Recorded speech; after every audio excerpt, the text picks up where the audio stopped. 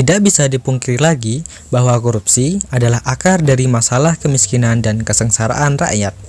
Kasus korupsi yang telah menyebar hampir di seluruh dunia membuat pemerintah berusaha semaksimal mungkin untuk menciptakan negara yang bebas dari korupsi. Meskipun setiap pemerintah di masing-masing negara berusaha memberantas korupsi, praktik jahat tersebut masih saja terus berlangsung hingga kini.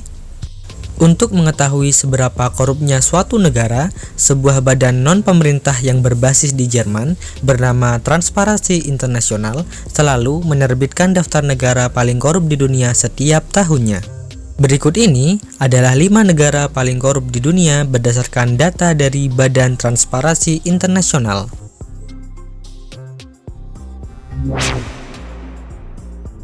Negara yang beribu kota di Sanaa ini terus diliputi oleh permasalahan internal seperti adanya gerakan separatis dan perang saudara.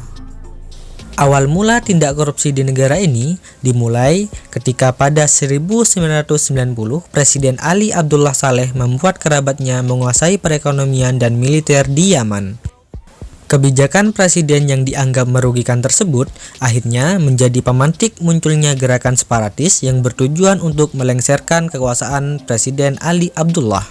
Keadaan semakin memburuk ketika negara ini dilanda perang saudara, hingga akhirnya pihak pemerintah tidak lagi bisa menahan laju korupsi di negara tersebut.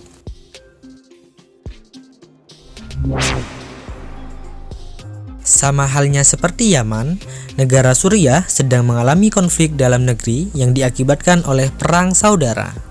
Perang yang berkepanjangan membuat negara Suriah tidak bisa memperkuat institusi pemerintahannya.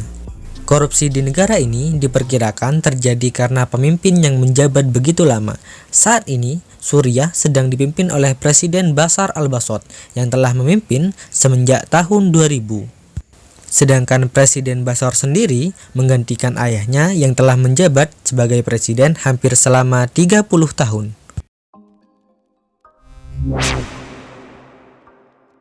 Korea Utara yang menutup diri dari dunia luar banyak dicurigai telah menjadi sarang berkembang biaknya praktek korupsi.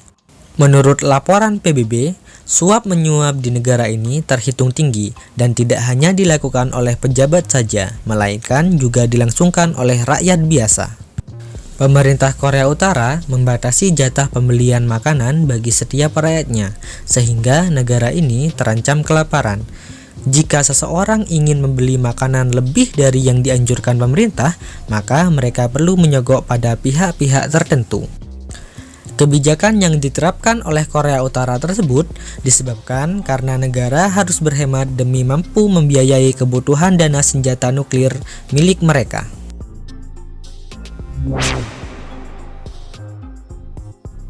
Negara Sudan Selatan adalah negara yang baru saja merdeka pada 2011 lalu.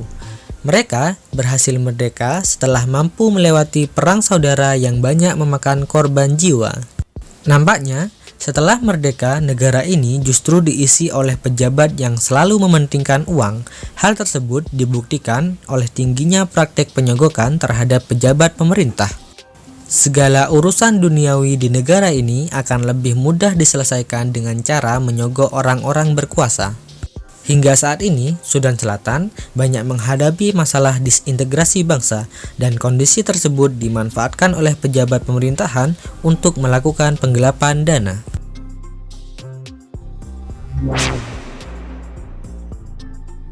Somalia adalah negara yang paling rutin berada pada posisi puncak sebagai negara terkorup semenjak tahun 2006 silam.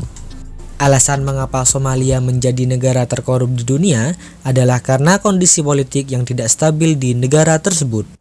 Pemerintah seakan tidak berdaya untuk memberantas korupsi, bahkan lembaga-lembaga negara tidak berfungsi sebagai semestinya, sehingga korupsi merajalela di Somalia. Korupsi di Somalia sendiri banyak diterapkan oleh klan-klan berkuasa dan juga dilakukan dalam praktik-praktik keagamaan.